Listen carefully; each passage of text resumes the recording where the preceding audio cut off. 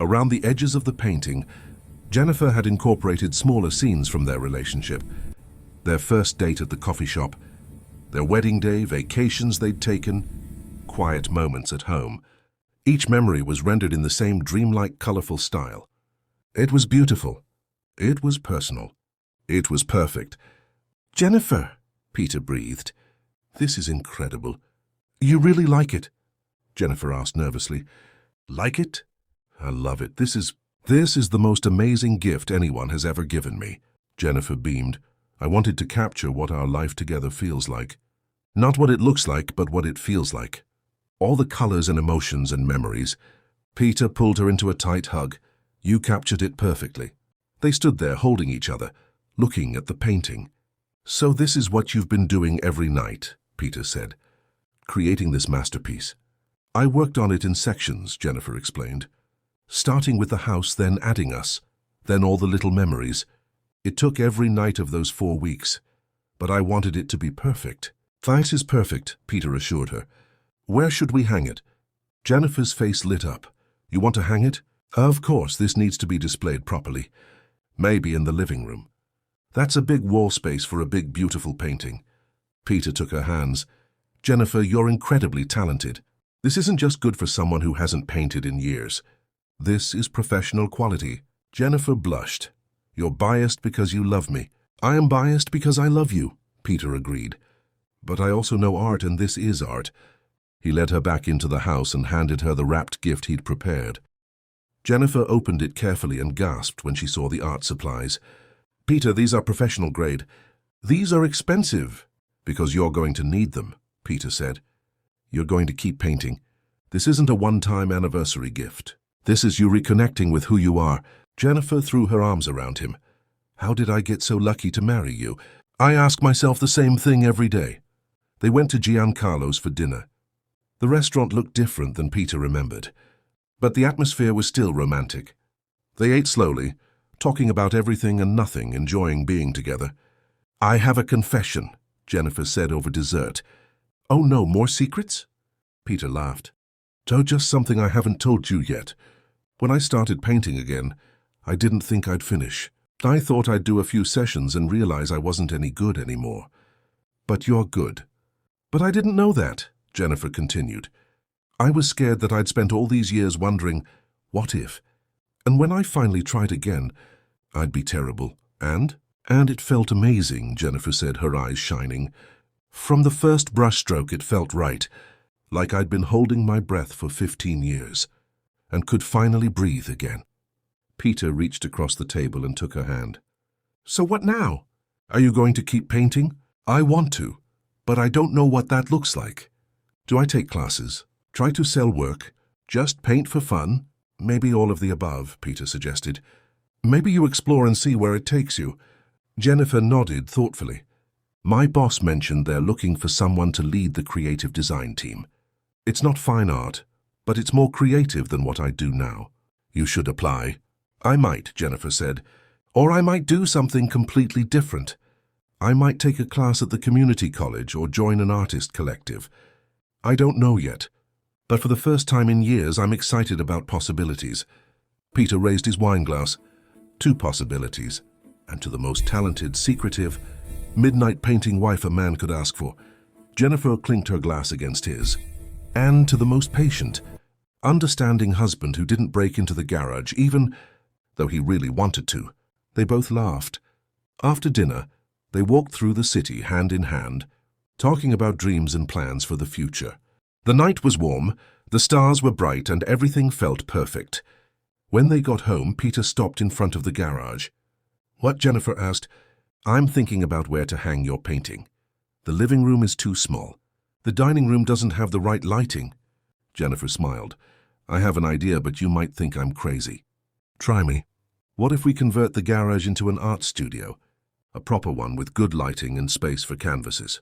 I could paint during the day instead of at midnight." Peter pretended to consider it seriously. "Well, we do park in the driveway anyway, and I've always thought the garage was underutilized." "Really?" "Really, let's do it." Jennifer squealed and jumped into his arms. "We're going to build an art studio." As they went inside, both of them laughing and planning, Peter felt grateful. Grateful that Jennifer had found her passion again. Grateful that the midnight mystery had such a beautiful resolution. And grateful that after 8 years, they were still discovering new things about each other.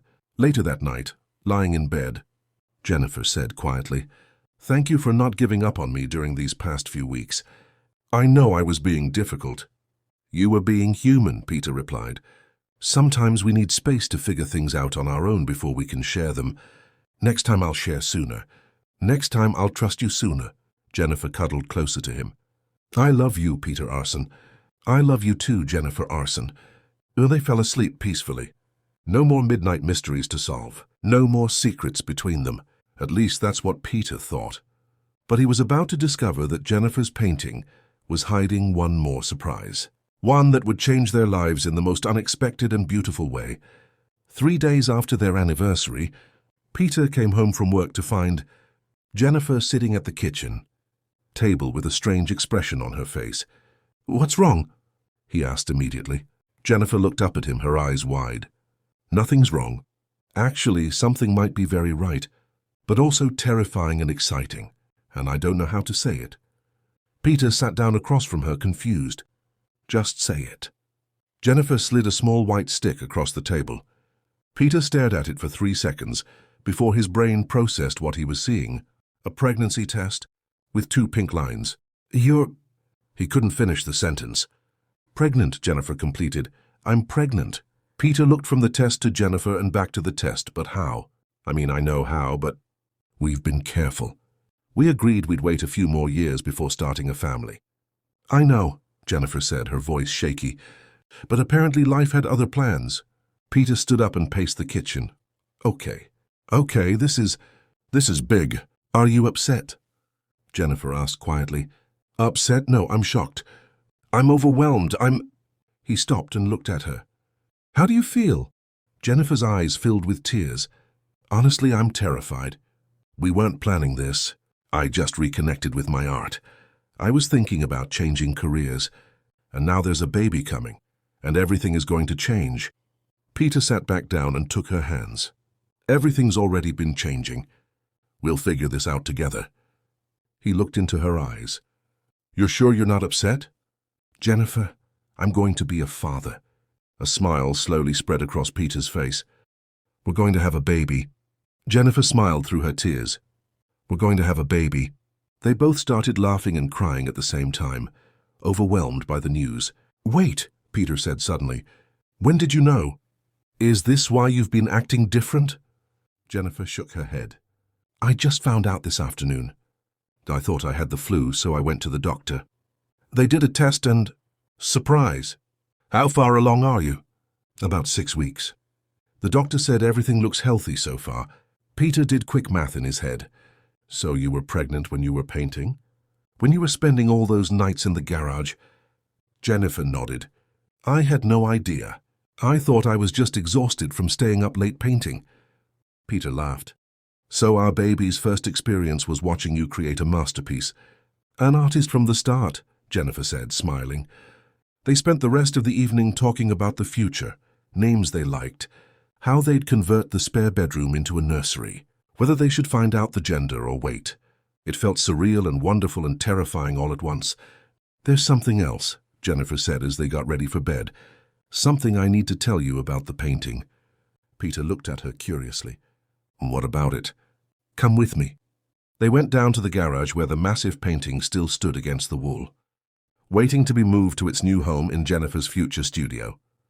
Jennifer turned on all the lights and pointed to a section of the painting Peter hadn't looked at closely before. It was in the upper right corner, partially hidden by swirling clouds and colors. "Look closer," Jennifer urged. Peter stepped forward and squinted. Hidden in the abstract swirls was a tiny figure. No, not just one figure, 3 tiny figures. They were painted so subtly that you'd miss them unless you knew to look. "Are those children?" Peter asked. Jennifer nodded. "I painted them without really thinking about it. It was the last thing I added on that final night. I felt compelled to include them, but I didn't understand why." Peter stared at the 3 small figures, holding hands between the painted versions of him and Jennifer. 3 kids? I painted 3, Jennifer confirmed. So I don't know why 3 specifically. It just felt right. They stood in silence, looking at the painting with new understanding. Do you think, Peter started, then stopped, that I somehow knew, Jennifer finished. That's crazy, right? There's no way I could have known I was pregnant. But you painted children into our family portrait weeks ago. Jennifer touched her stomach gently. Maybe on some level my body knew. Or maybe it's just coincidence. Or maybe, Peter said softly, it's meant to be. The next few weeks were a whirlwind. Jennifer had morning sickness that lasted all day. Peter became an expert at making ginger tea and keeping crackers by the bed. They told their families, who reacted with joy and excitement. Peter's mother cried happy tears. I'm going to be a grandmother. Jennifer's parents were thrilled but also emotional. We're so happy for you both, Patricia said. And Jennifer, I'm so glad you found your art again before the baby comes. You'll need that creative outlet. Marcus congratulated Peter with a knowing smile. See, the garage mystery had a happy ending after all. Though I bet you weren't expecting this particular ending. None of this was on my bingo card for this year, Peter admitted. They started preparing the house for the baby. Peter spent weekends painting the nursery a soft yellow color, neutral, since they had decided to wait and be surprised about the gender. Jennifer designed a mural for one wall, the same dreamy, colorful style as her anniversary painting, but featuring animals and clouds and stars. You're so talented, Peter said, watching her work. This baby is lucky to have such a creative mom, Jennifer replied, and such a supportive dad. One evening, as they were assembling a crib, Jennifer suddenly stopped. Peter, I've been thinking about something. Yeah.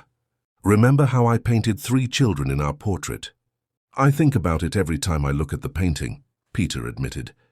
They had hung it in the hallway where they could see it every day. What if it means we're having triplets? Jennifer said quietly. Peter dropped the screwdriver he was holding. Triplets? Did the doctor say anything about that? No, but my next ultrasound is in 2 weeks.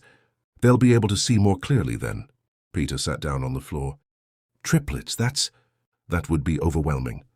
I was going to say amazing. Overwhelming too, Peter agreed. But amazing. Jennifer sat beside him. You wouldn't freak out?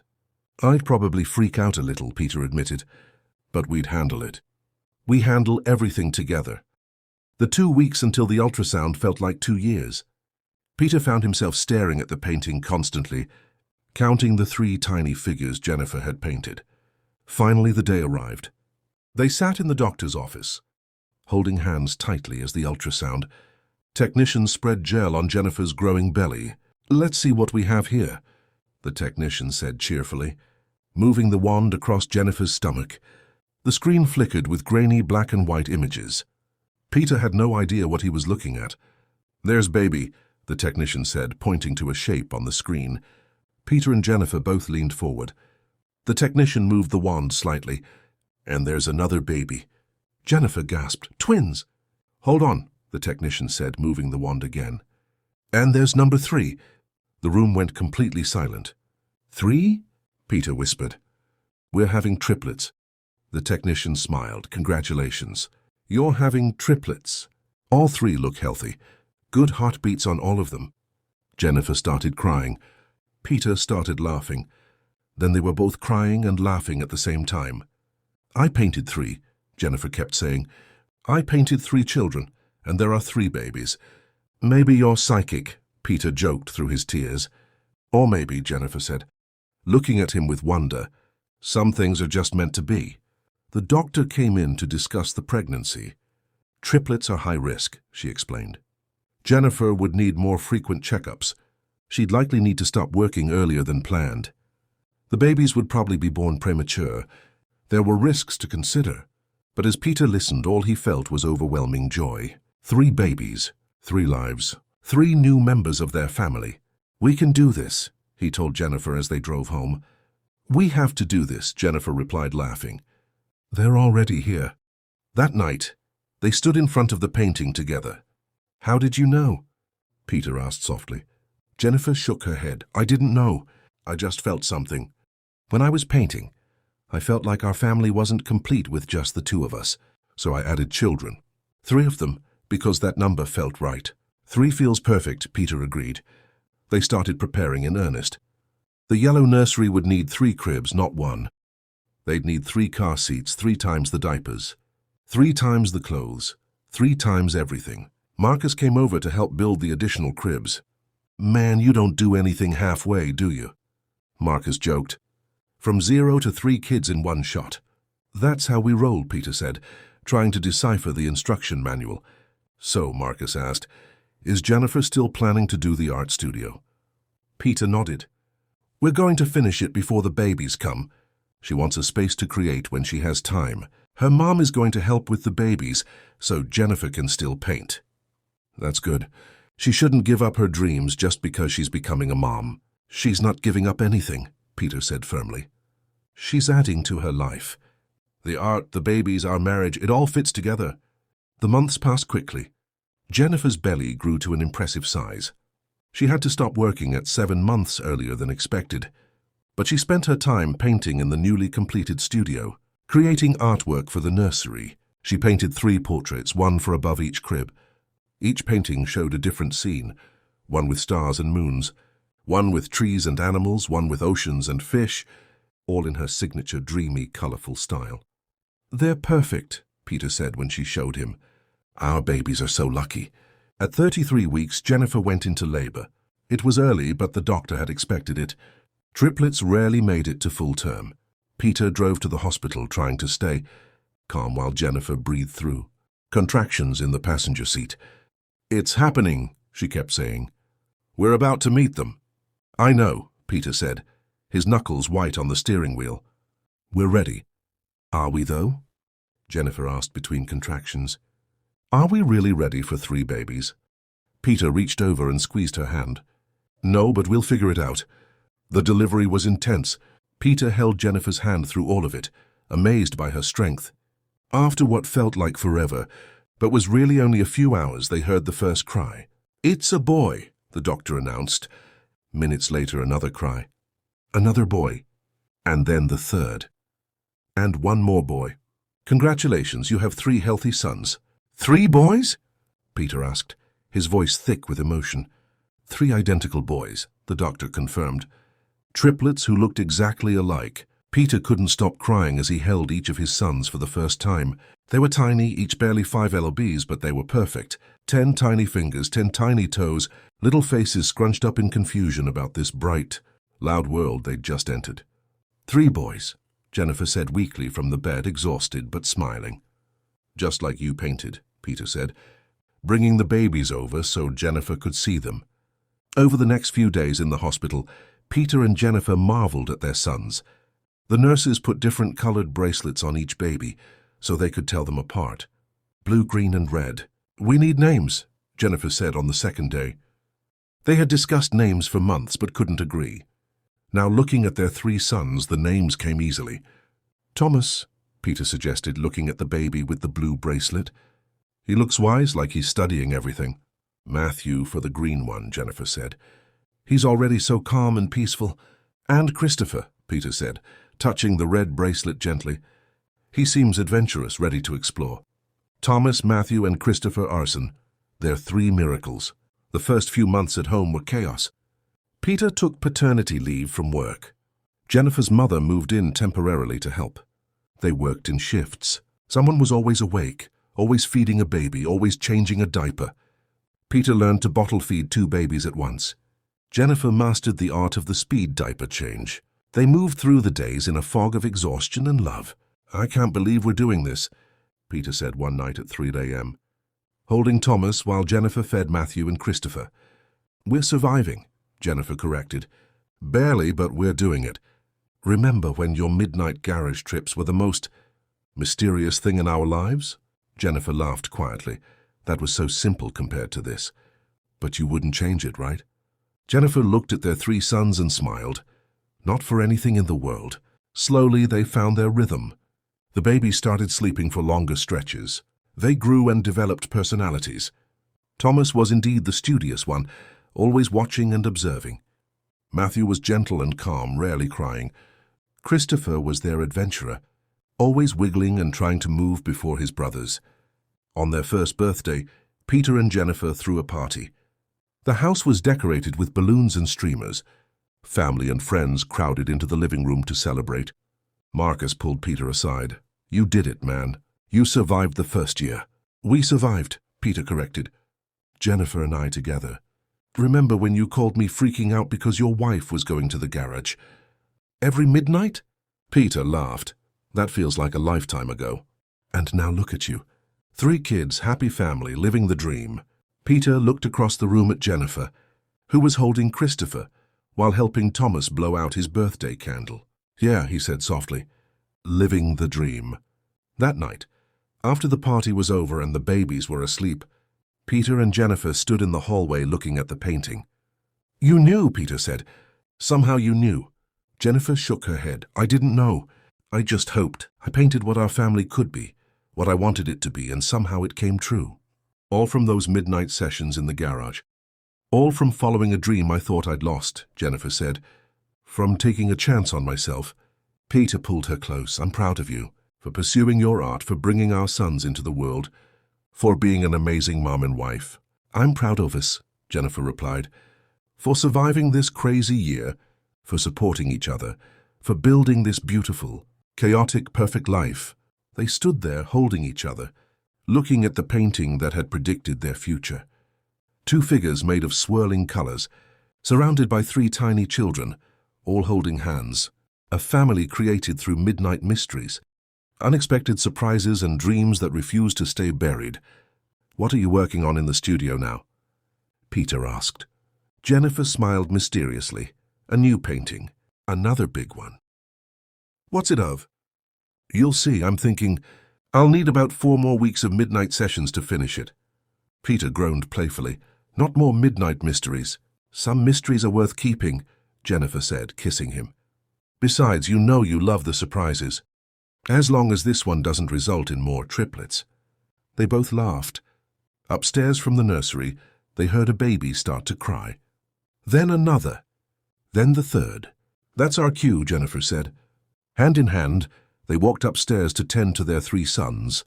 Their 3 miracles, their 3 reasons for every midnight wake-up, every exhausting day, every perfect moment. As Peter picked up Thomas, he thought about that night weeks ago when he first followed Jennifer to the garage. How worried he had been, how convinced he was that something was wrong. He had been right that something was happening. But instead of something wrong, it had been something incredibly right. His wife had rediscovered her passion. They had created a family. And all of it started with a mystery in the garage at midnight. Sometimes, Peter thought, the best things in life come from the secrets we keep and the dreams we finally have the courage to pursue. Jennifer appeared beside him, holding Matthew and Christopher. "What are you thinking about?" she asked. "Just how lucky I am," Peter said. "How lucky we are." Jennifer looked at their 3 sons and smiled. The luckiest. From the hallway, they could see Jennifer's painting, the one that had predicted it all. 2 swirling figures of light and color, surrounded by 3 tiny children.